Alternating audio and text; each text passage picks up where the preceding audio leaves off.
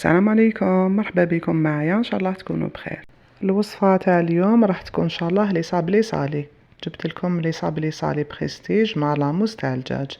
بدون اطاله تفضلوا معايا نبدا. سبع طوال أنزلت من ربنا ورتلت أولهن البقرة طاردة للسحرة موضوعها النفاق والصوم والطلاق رتل سطور آل عمران فهي التالي اقرأ ترى غزوة أحد فيها وحمراء الأسد ثم اقرأ النساء برأت العذراء وللفروض قاسمة وللنفاق قاصمة وبعد. بسم الله. شو عندنا؟ اول شيء نحضروا العجين لاباط. عندنا 500 غرام فارينة، 250 غرام تاع مارغرين، نصف ملعقه صغيره تاع الملح ولا ملعقه صغيره ما نعمروهاش. عندنا رشه تاع فلفل اسود، رشه تاع زيترة، وعندنا نصف ملعقه صغيره تاع القهوه بيكربونات، وعندنا حبه تاع البيض وتقريب فنجان تاع الحليب. نصابليو العجين ديالنا مليح، من بعد نطموه بالبيض والحليب، نشكلو كريات هكذا. تقريب وزن الكرة 20 غرام 25 غرام. هنايا في هاد لي مول صغار درت 18 غرام، وهنايا في هاد لي قوبلي درت تقريب 25 غرام. من بعد نجيبو لي تاع المهراس ونضغطو ونكملو نفاصونيوها مليح. هنايا الا درتوهم في لي قوبلي كيما درت انايا، لي قوبلي هادوك الصغار تاع القهوه ولا لي مول تاع المهراس، اللي ما عندوش لي مول تاع المهراس كيما انايا يدير لي قوبلي هادو، راح تخرج لكم كميه ما شاء الله، واحد 40 حبه او اكثر. بصدق عيسى شاهدة وفاء بالعقود واحذر من اليهود. وشوفوا لي هنايا بعد ما طابوا خرجوا لنا ما شاء الله. كما قلنا كي نديروهم في هاد لي قوبلي صغار راح تخرج لنا كميه كبيره ما شاء الله. هاد المره قسمت يعني العجين تقريبا على 2، نص درته لكم لي صابلي بريستيج وحبات درتهم هكذا المهراس. هامليك هنايا بعد ما طابوا هاد الكميه اللي درتها الكبيره كنت درتها من قبل، وهاد المره قسمت على 2. هنايا راني نطبع في لي صابلي ونص درتو في لي قوبلي.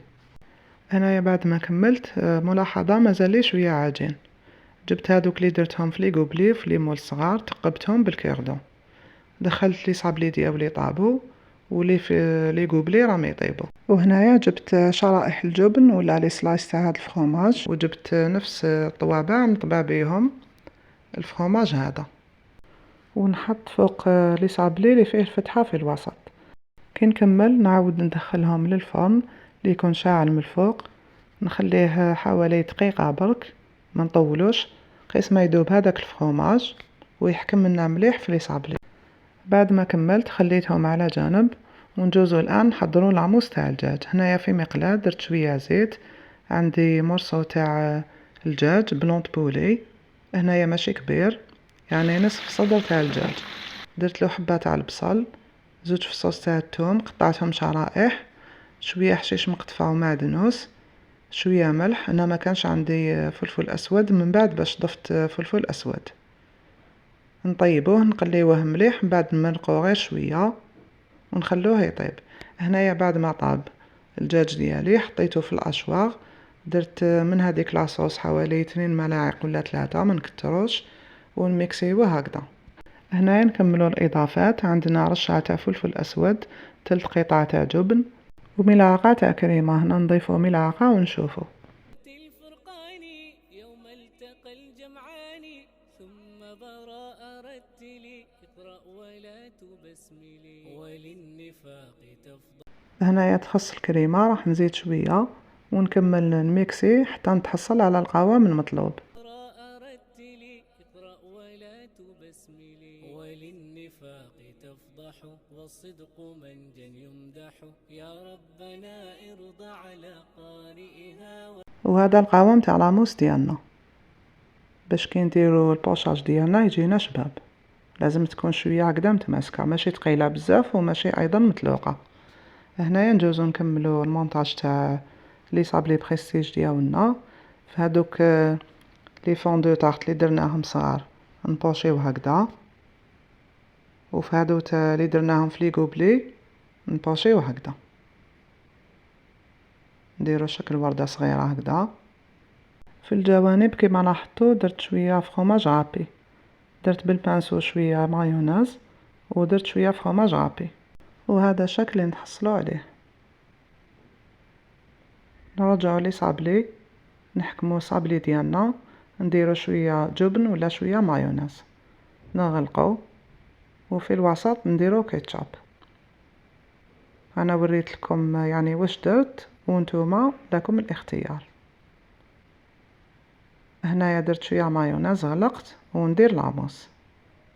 في الاخير لمسات اللي زدناهم درت وريقات تاع المعدنوس ولا الحشيش، حبات تاع زيتون، ورد مجفف، قطع تاع ليمون وشويه بذور الخشخاش. وهذه النتيجه النهائيه تاع لي صابلي بريستيج ديالنا، خرجوا لنا تحفه كما راكم تشوفوا.